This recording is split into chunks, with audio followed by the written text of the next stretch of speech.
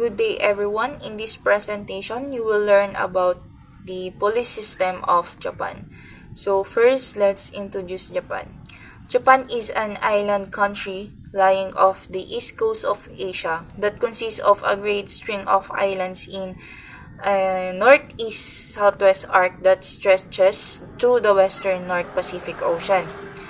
Nearly the entire land area is taken up by the country's four main islands. From north to south, these are Hokkaido, Honshu, Shikoku, and Kyushu. Their capital is Tokyo. Population 123,532,251. Their government is parliamentary government with a constitutional monarchy. Their continent is East Asia. Their current prime minister is Shigeru Ishiba. Their language, of course, Japanese. And lastly, the entire area of Japan is 378,000 square kilometers. Police agency. So, ano nga ba ang police agency ng Japan? Ang police agency ng Japan is National Police Agency. The National Police Agency or NPA, known as Keisatcho, is the central coordinating body for police operations across the country. It operates under the Ministry of Internal Affairs and Communication. So, ang police agency naman natin dito sa Pilipinas is PNP or Philippine National Police na tinatawag natin.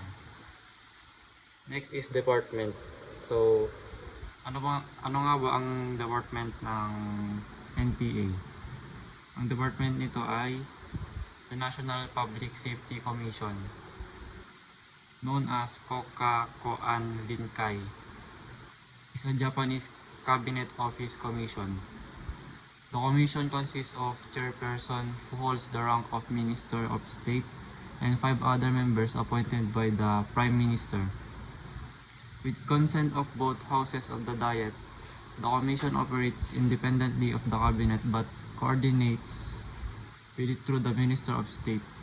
So, ang department naman ng PNP dito sa Pilipinas is DILG or Department of the Internal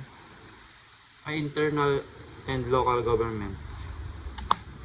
The Commission's function is to guarantee the neutrality of the police system by insulating the force from political pressure and ensuring the maintenance of democratic methods in police administration. It administers the National Police Agency and has the authority to appoint or dismiss senior police officers. Next, estimated strength. As of 2024, there are approximately 323,000. Pumunta na lang tayo sa history. First is Preservation Law of 1925.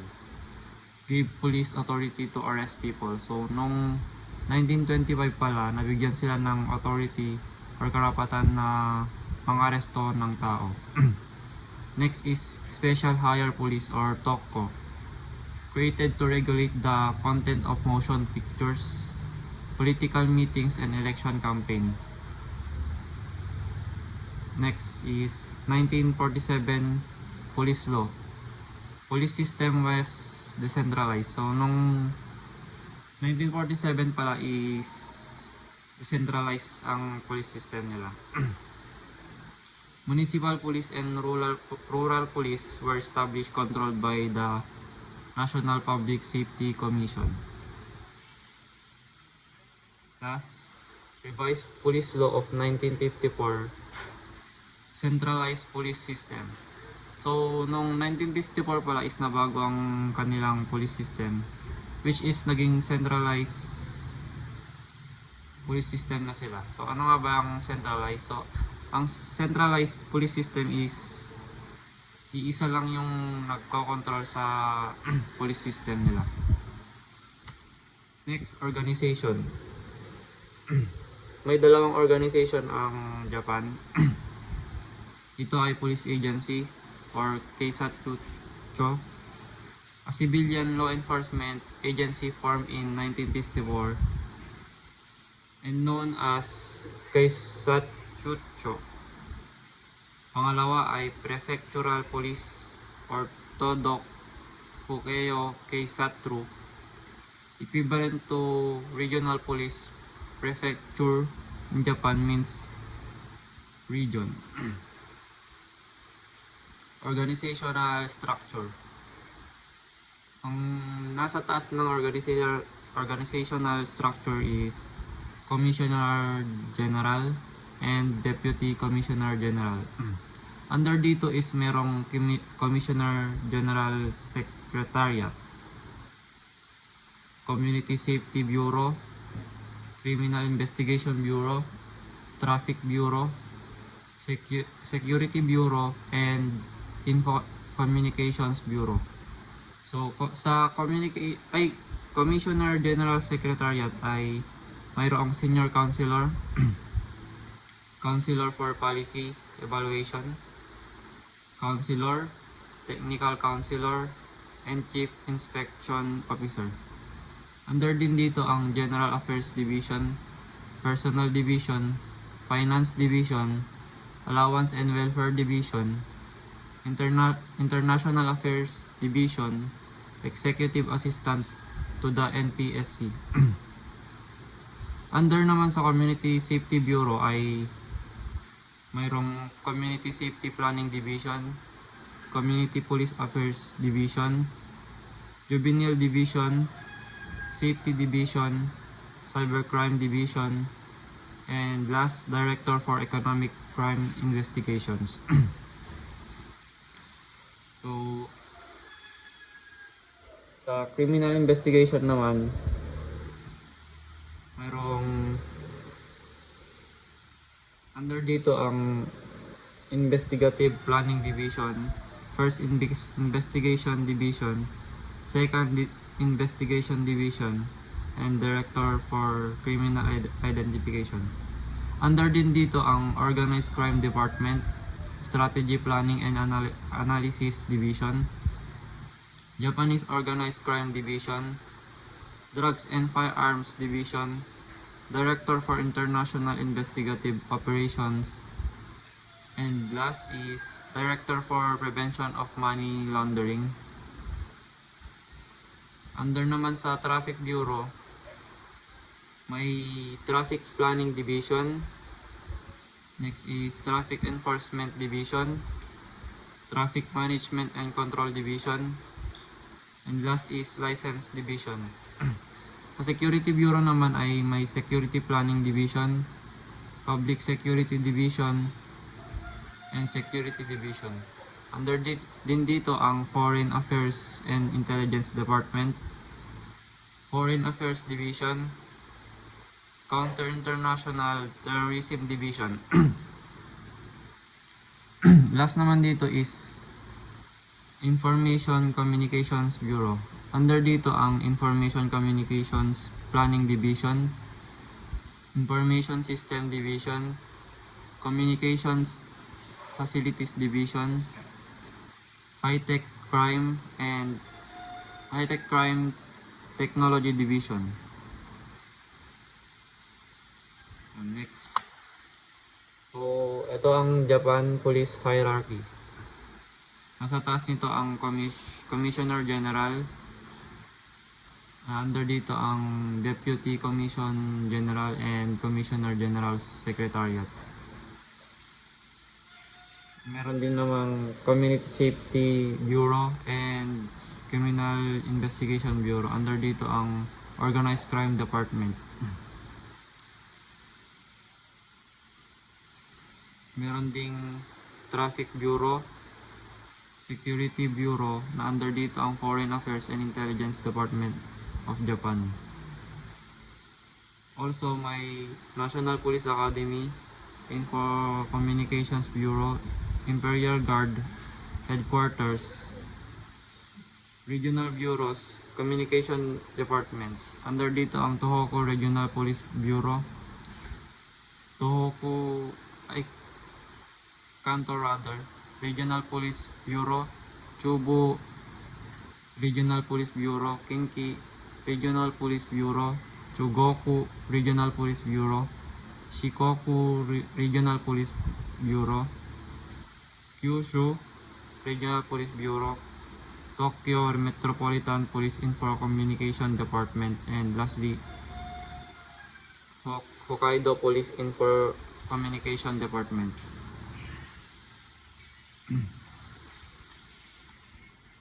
So, pumunta naman tayo sa recruitment. First is, must be a high school graduate, and second, all applicants must pass physical, intellectual, and vocational psychological aptitude tests. Sa firearms naman meron tayong mga pistol dito at long firearms. Ang kadalasan na gamit ng mga Japanese police is New Nambu M60 or .38 revolver. The security police and special assault team carry automatic pistols and heavier submachine guns and rifles depending on the situation. So, let's proceed naman sa mga weapons or firearms na ginagamit nila sa Japan. Dito tayo sa infantry weapons. So, here are the standard issue weapons. Simulan natin sa mga handguns. So, the first one here is the Minebea P9. Isa siyang semi-automatic pistol na kanyang origin ay sa West Germany, Switzerland at sa Japan. Made under license by Minebea, used with a leather holster or Safariland leg holster. Standard issue siya as of 1982. So, the second one here is the HNK SFP9M. Isa rin siyang semi-automatic pistol. Ang kanyang origin ay sa Germany. Replacement for the SIGP 220 beginning in 2020. So, as of 2024, 923 have been purchased ng ganitong handgun. So, ang next infantry weapon naman natin ay ang submachine gun. So, here is the Minebea 9mm machine pistol. Ang origin niya naman ay sa Japan. Also made by Minebea. Na-introduce siya noong 1999 and ito lang din yung na-produce ng Japan Ground Self-Defense Force na submachine derived from the Uzi. So, ito naman yung mga assault rifles and mga battle rifles. So, the first one here is the Howa Type 89. Isa siyang assault rifle na ang kanyang origin ay sa Japan. Service rifle entered service in 1989. Second one is the Howa Type 64. Isa siyang battle rifle na ang kanyang origin din ay sa Japan. So, nag-start naman nilang ginamit ito noong 1964. Isa siyang gas-operated. So, the last one here is the Howa Type 20. Isa din siyang assault rifle. Galing din sa Japan. Ito yung bagong rifle na ginagamit nila. Pinalitan niya yung Howa Type 89 simula noong 2020. So, as of 2024, 28,057 have been purchased yung gantong baril. Proceed naman tayo sa mga iba't ibang type ng machine guns. First one here is the Sumitomo Minimi 5.56mm machine gun. Isa siyang light machine gun na ang kanyang origin ay sa Japan. Made under license by Sumitomo. Isa siyang standard squad level machine gun. So, unique to the Sumitomo Minimi, the barrel has a heat shield. The next one is the Minimi MK3. Isa din siyang light machine gun na ang kanyang origin ay sa Belgium. Next is NTK Sumitomo Type 62 machine gun. Isa siyang general purpose machine gun. Ang kanyang origin ay sa Japan. Also made by Sumitomo. So, it has been largely superseded by the Minimi, but it is still used for infantry support as a medium machine gun and in certain vehicle-mounted roles. Next, NTK Sumitomo Type 74. So, in-vehicle machine gun naman siya. Ang kanyang origin ay sa Japan. So, ito, isa siyang fixed mount variant of the Type 62 used specifically for armored fighting vehicle. And the last one is the Sumitomo J2 12.7mm. Isa siyang heavy machine gun. Ang kanyang origin ay sa United States at sa Japan. Also made by the Sumitomo. Next is the precision rifles. First one is the Howa Type 64. Designated as the marksman rifle. Ang kanyang origin ay sa Japan. The second one is the M24A2 sniper rifle. Sniper rifle siya. Ang kanyang origin ay sa United States. Made by Remington Arms. Introduced to the JSDF in 2002. It is used by snipers. So, the 1st Airborne Brigade and Special Forces Group being replaced by the HK417. Next one is the HK417 or G28E2, designated as marksman rifle. Ang kanyang origin ay sa Germany. Proceed tayo sa mga grenades or grenade launchers. The first one here is the M67 series fragmentation grenade. This is siyang hand grenade. Kanyang origin is sa United States. Next, Beretta GLX 160 under barrel grenade launcher.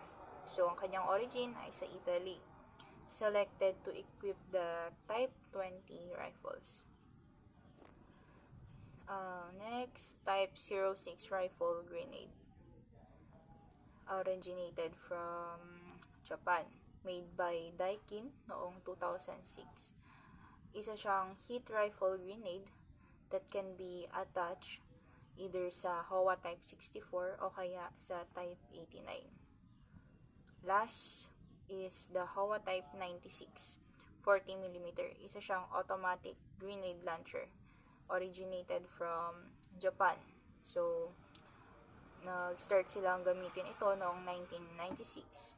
It is a blow-forward weapon and is used in both infantry at mga vehicle roles. Proceed naman tayo sa mga man-portable anti-tank system. Una ay ang Howa 84RR. Ito ay isang recoilless rifle originated from Japan and Sweden. So, it is made by Howa. Next is the Nissan 110mm LAM. Isa siyang anti-tank rocket launcher originated from Japan and West Germany. Gawa siya ng Nissan or IHI Aerospace.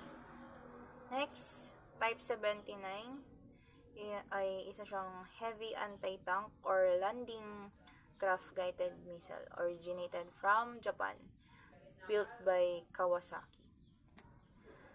Next, Type 87 anti-tank missile originated from Japan, gawa din ng Kawasaki. And the last one is Type 01.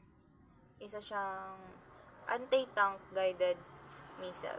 Also originated from Japan at gawa din ng Kawasaki.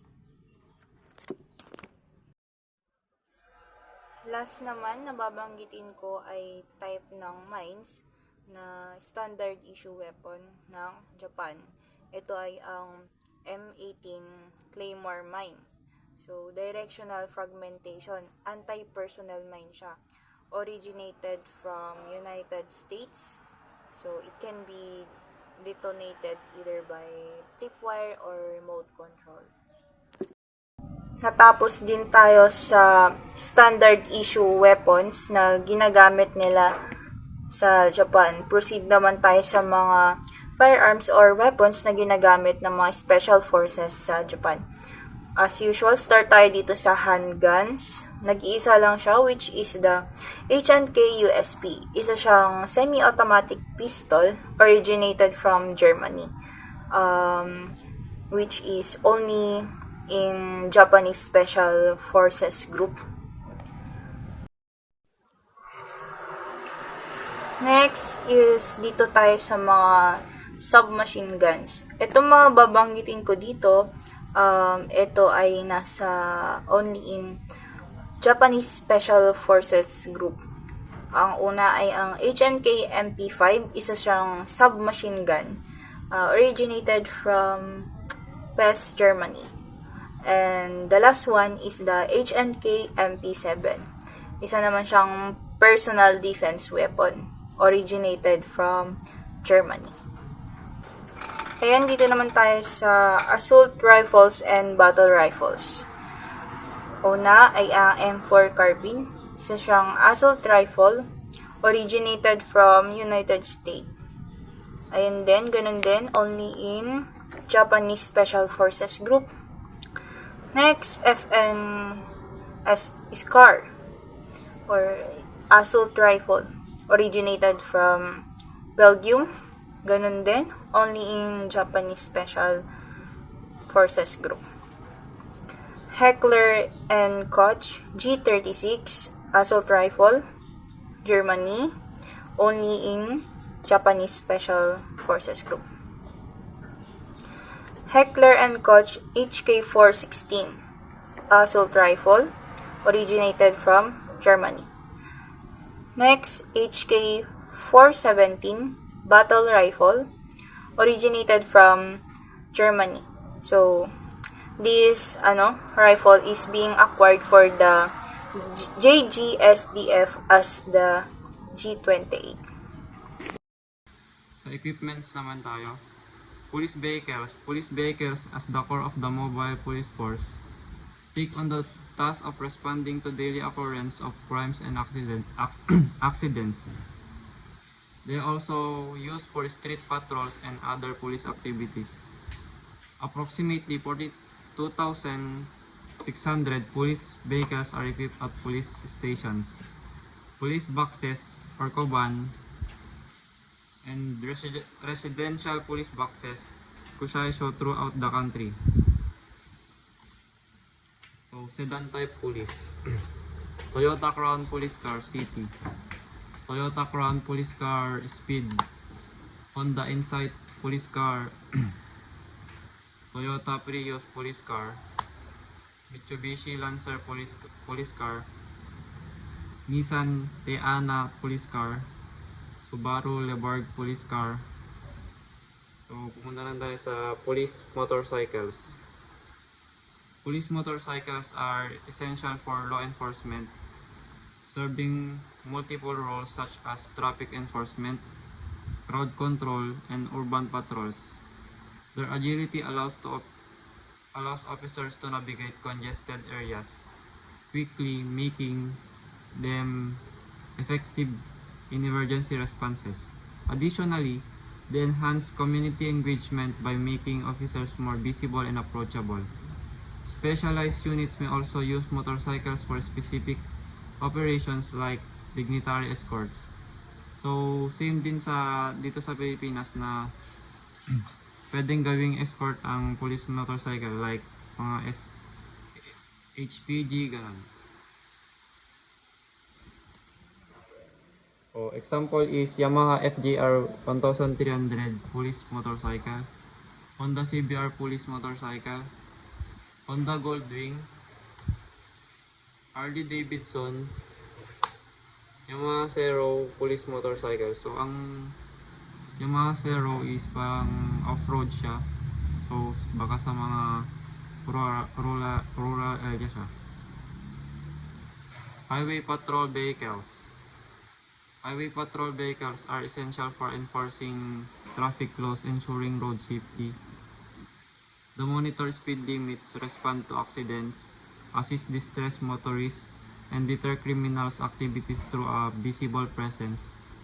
Additionally, they serve as the first responder in emergencies and engagement in community outreach to promote safe driving practices.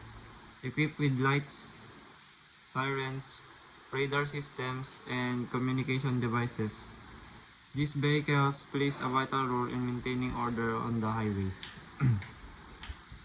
O katulad nito dito sa Pilipinas ay parang sila yung mga HPG or Highway Patrol Group. Example is Toyota 86, Nissan GTR, Nissan Z, Honda NSX, Mazda RX-8, Nissan R34. Pupunta na tayo sa heavy duty vehicle. Meron dito ang anti-riot vehicle. Another type of anti-riot. Police rescue truck. Police bus. Police helicopters. Pumunta na tayo dito. As the mobile police force in the air, police helicopters are used extensively for traffic control, surveillance, pursuit of suspects, rescue and disaster relief. A total of approximately 80 small and medium-sized helicopters are operated nationwide. Example is 209 Bell, Bell 429, EC-135, Augusta 109. Pumunta na tayo sa mga uniforms ng mga Japan Police. So dito sa right side, ito yung uniform ng mga nasa riot. Makikita nyo may mga girls sila. Sa right side naman is yung mga typical na police. Dito sa left side, makikita nyo yung uniform ng isang officer.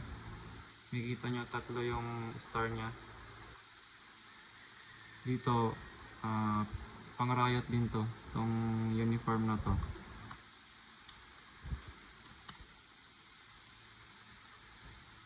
Ito pang riot din to, and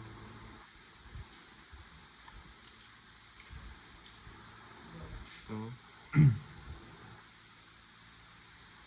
Ito sa right side is uniform to ng Imperial Guard.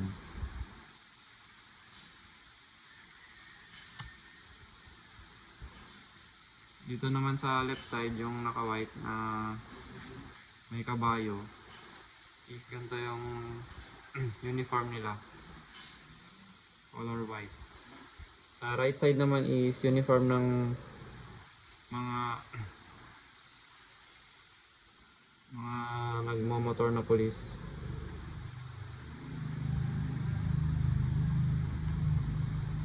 Ito naman is yung uniform sa Tokyo. Tokyo Police. So dito naman tayo sa ranking system. Ang pinamataas is Commissioner General na mayroong 5 stars. Sumunod ang Superintendent General na mayroong 4 stars. Sumunod naman ang Senior Commissioner na mayroong 1 star. Also Commissioner, Assistant Commissioner, Superintendent, Chief Inspector, Inspector, Sergeant, Senior Police Officer, and ang pinakamababa is Police Officer. Best practices. So first is police boxes, a small neighborhood police station, form of a community policing in Japan.